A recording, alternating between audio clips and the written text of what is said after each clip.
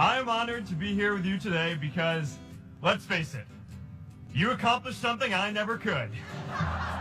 I'm here to tell you that finding your purpose isn't enough.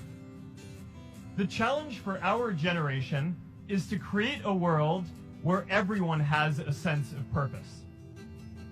I remember that night I launched Facebook from that little dorm in Kirkland House. I was excited to help connect the Harvard community, but one day someone would connect the whole world.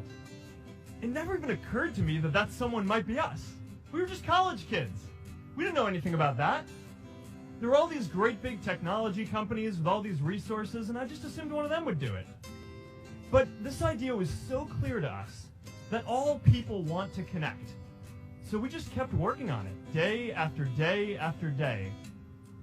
And I know that a lot of you are going to have your own stories just like this.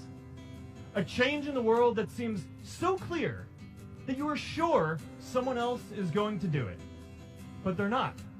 You will. You see, my hope was never to build a company. I wanted to have an impact. And as all these people started joining us, I just assumed that that's what they wanted to do too. So I never took the time to explain what it was that I hoped we'd build. A couple of years in, some big companies wanted to buy us. I didn't want to sell. I wanted to see if we could connect more people. And we were building the first version of Newsfeed at the time, and I thought, if we could just launch this, it could change how we all learn about the world.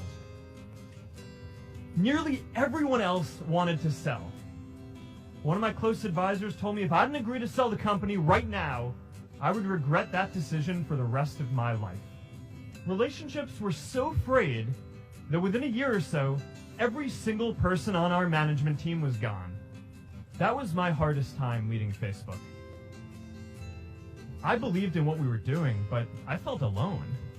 And worse, it was my fault. I wondered if I was just wrong, an imposter, a 22-year-old kid who had no idea how things actually worked. Now, years later, I understand that is how things work when there's no sense of higher purpose. So it's up to all of us to create it so we can all keep moving forward together.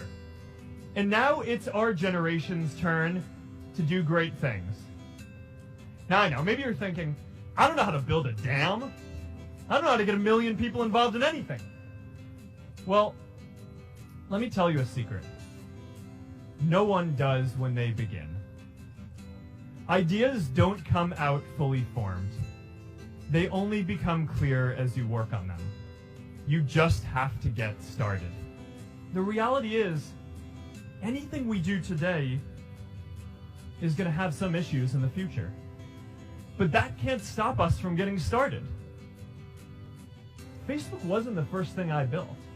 I also built chat systems and games, study tools and music players, and I'm not alone. The greatest successes come from having the freedom to fail. Congratulations, class of 2017. Good luck out there.